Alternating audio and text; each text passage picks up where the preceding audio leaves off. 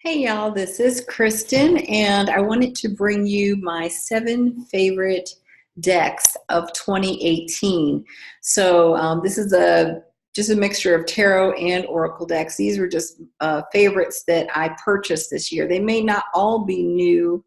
Some of them are new to they were just born in 2018, but some of them are just new to me.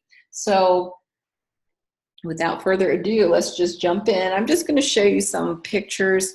I started doing flip throughs on my YouTube channel and just kind of fell off with that. So maybe a couple of these I have flip throughs for, and you can also probably find flip throughs for some of them as well. But I'll be posting a few more flip throughs in the next month or so. Usually for the decks that I feel like you can't necessarily find very easily on the internet. So the first deck that I really loved was actually gotten in a trade with someone, and it's called What's Your Spirit Animal? It's by Kelly Eckert.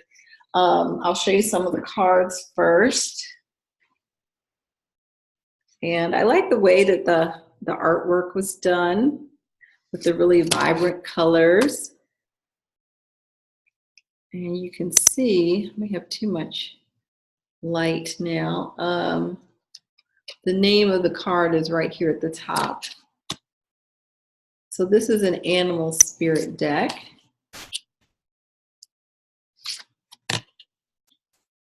I just feel like you can't have too many animal spirit decks. There's always something new that you're going to discover. I like that she has a really broad collection of animals. I think there's 88 cards in this deck. I could be wrong, but to me there were a lot more than what you normally see in most, animal spirit types of decks.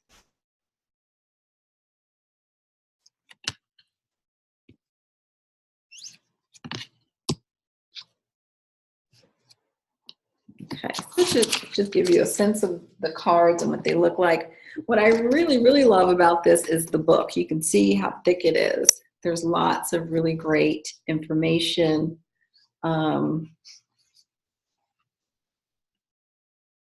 So she has the upright and reversed meaning, which are gifts and challenges. If you want to use upright and reversed, I always still think of that as upright and reversed, but you can just look at the gifts of that animal and the challenges. And there's pretty much for every animal, like 2 pages for each animal that she describes. So there's a lot of really great information just in terms of it. In terms of what I've read on animal spirits, to me, what she's written in there has a lot more breadth to it. Like there's a lot more information there that you can kind of sink your teeth into. A lot of times it'll just be a really cursory glance at what the energy of that animal. So to me, there's just a lot of information there, which I really love. The next deck is it's a tarot deck. It's the Global Fusion Intuitive Tarot deck, and it's a deck by Wayne Rodney. And it's a deck that I found on Make Playing Cards. I'll put the links for decks that I can, where I found them. Some of them, I think there's at least one or the 2 right now that aren't in print. They've gone out of print. But I'll just try to share links with you down below because I think there are second printings of those decks. So this one is, I forgot to show you the backs. Hold on one second. The Animal Spirit deck, the What's Your Spirit Animal deck. This is the back. I know y'all like to see the backs of these decks. So this next one is Global Fusion Intuitive Tarot. This is the card back. It's a deck by Wayne Rodney, and I'll just show you some of the cards. And there is a separate guidebook. I know I got it on Amazon, so there's like a separate guidebook that you can pay for that goes with the deck. And I did find it really helpful to get so that you can understand. There's a lot of extra different kind of symbolism. I mean, I think it's a deck you can read right off the bat if you're familiar with Rider-Waite-Smith clones and types of decks. And if you have some comfort with reading tarot. But there are a lot of little symbols that he has in here, and the structure of the deck is a little different. And by structure, I mean, I think it's the knight cards that are different. Let's see if we come to one. No, that's a knight. Maybe it's the pages. But you can see he's got like hearts and spades here in terms of associations. So that might be something that's new to you. For me, these are the associations that I do use with playing cards, so they make sense to me. Wands for clubs, and pentacles for diamonds, hearts, cups are hearts, and then swords would be spades. Let me find, oh, here's one of the cards I'm talking about. So this is a knave card, which would be the pages. And he's only done that with these particular cards. If you turn it upside down, you can see a different character, which I think is neat. So there are some things in the guidebook that I think are helpful in understanding the deck. The suit emblems he uses are a little bit different as well. I don't remember them all, but I know that the pentacles are gems. Let me see if I can find them. Yeah, like this is one that I really like. So they're like little gems. So you've got the guy who's mining the gemstones. So that just gives you a quick look at the Global Fusion Intuitive Tarot by Wayne Rodney. The next deck is another tarot deck. This is the Tony LaBusque Tarot by Tony LaBusque. I don't know if I'm pronouncing her name right. This one is so much fun. I find myself using this one a lot just for any kind of readings. To me, it's a great deck that you could read right out the box. I don't think there's any guidebook or anything that comes with it, but it's so close to Rider-Waite-Smith that I don't think you would have any trouble with it. I really like the kind of playful characters, but they do kind of have a serious edge too. There's lots of cards that they're funny, but they're more satirical, I would say.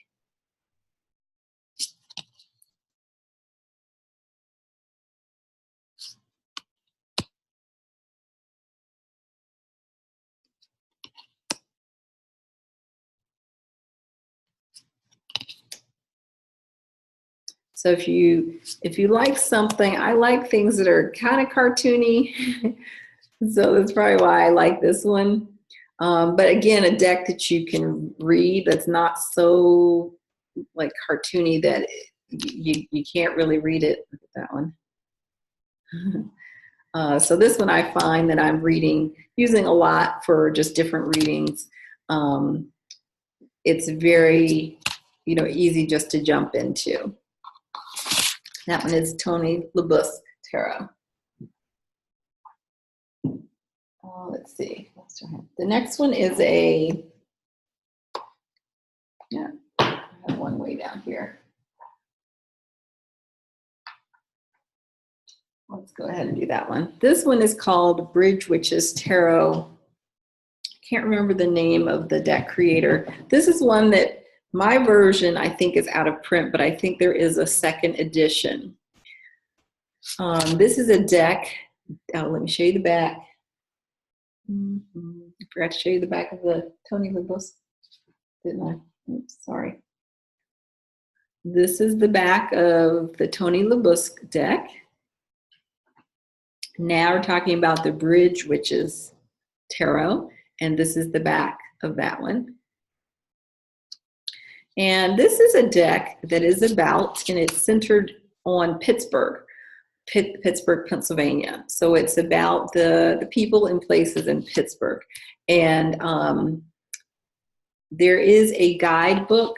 I think I downloaded it for like $3, but it's extremely helpful. I don't think I would advise reading with this deck without the guidebook, because even though it is still a Rider-Waite-Smith clone, there's so much that you're going to get from the guidebook in terms of understanding the stories.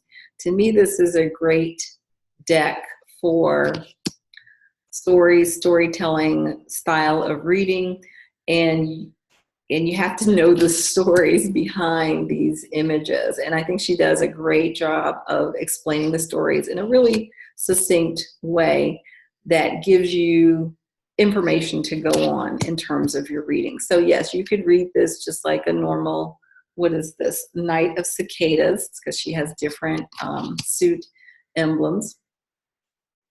But why would you? I always say reading tarot is like reading a different language, and every deck to me is like learning a new language. The language of this deck is the stories of the people of Pittsburgh.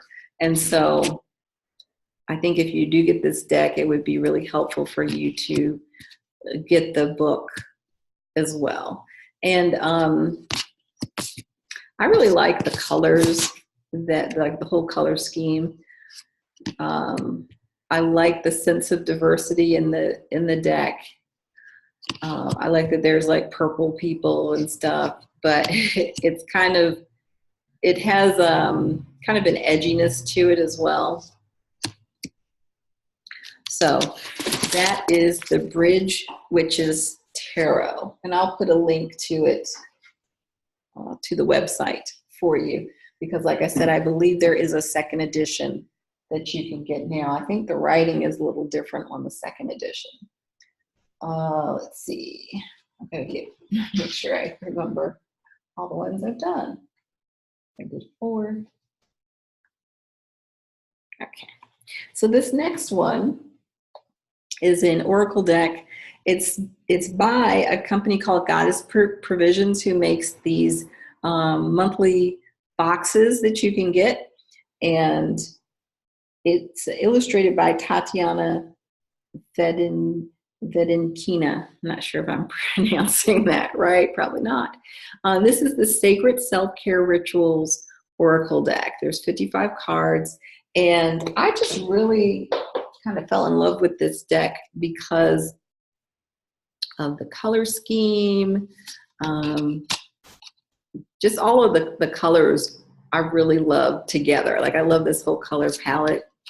And these are all self-care activities. So, you know, it's not a deck to me, you know, it's not trying to be tarot. It's not trying to be anything else. It's literally giving you self-care activities that you can practice. And so I like all of the different ones that are included here, you know, like plan a vacation and use your hands. You know, I like that they're very creative, and I definitely like that there's a sweet treat in here. I love when I get that card. It gives me permission to eat some sweets. But yeah, I just like the color scheme. I like how it's done. Write a gratitude list, music.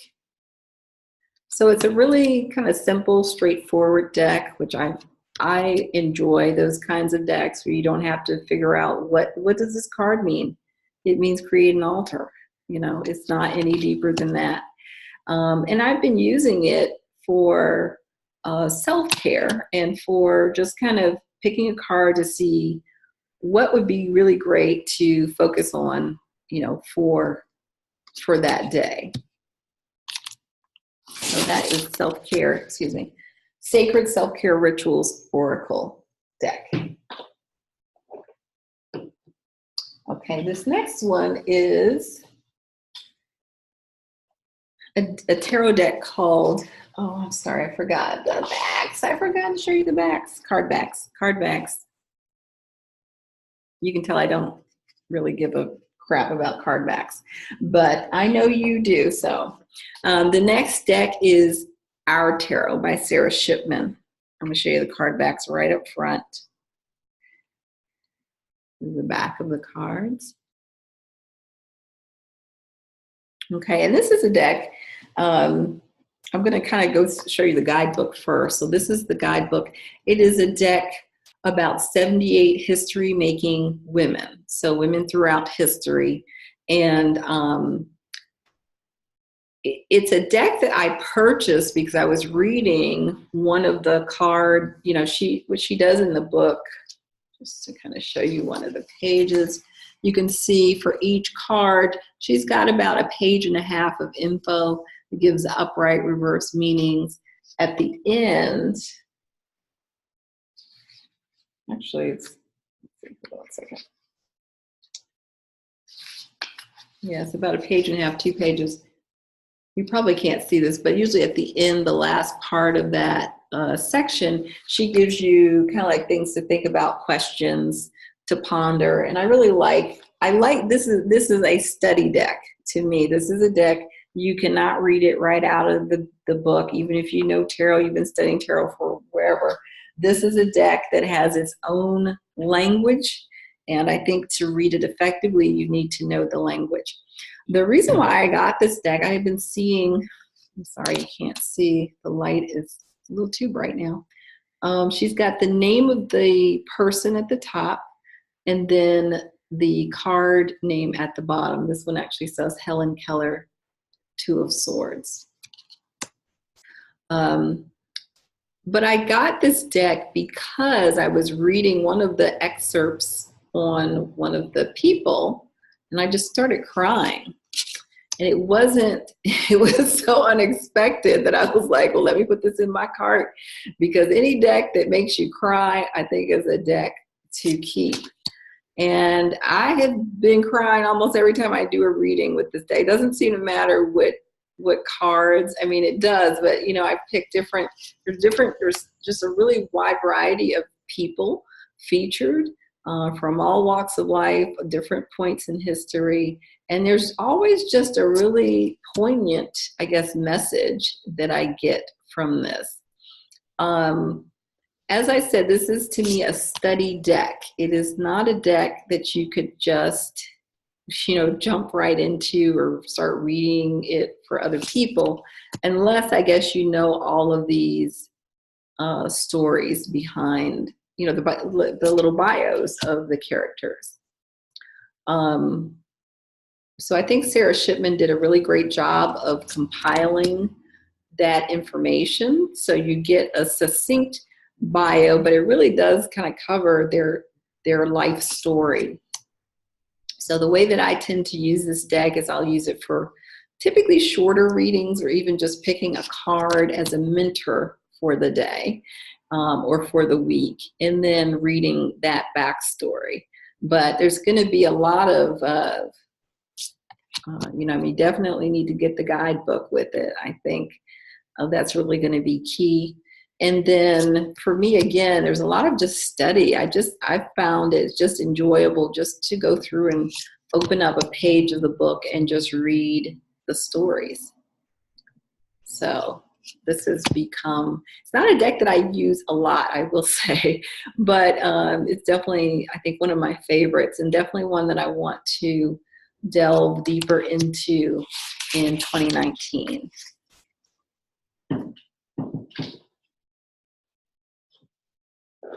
Now, let's see. I think we got one more. I did 1, 2, 3, 4, 5, 6. Yep, my last one is, this deck has just recently come out. It is the Spirit Keepers Tarot by Binnabel Wynn. And let me show you the card backs. This is another one that I know is out of print. This is the first edition. It's out of print. She sold out of it very quickly, and she is working on a second edition to come out in 2019, but I think it may look very different from this one. So let me just show you the cards. It is a black and white deck. It has the gold gilt, gilded edges, which for me, I'm not really particular about those one way or another. These are the cards, and for me, one of the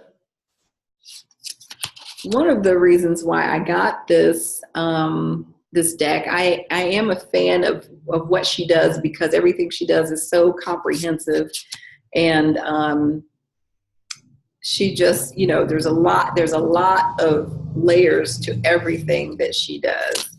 There's a I don't have it within reach, but there's a 400 plus page book called the Book of Maps that comes with this deck as a guidebook, but it does not have any meanings. Her guidebook just explains the system. So I love a good system. I love when somebody has created a divination system, and this is really a whole system through this deck, and the Book of Maps kind of explains that in a little bit more detail.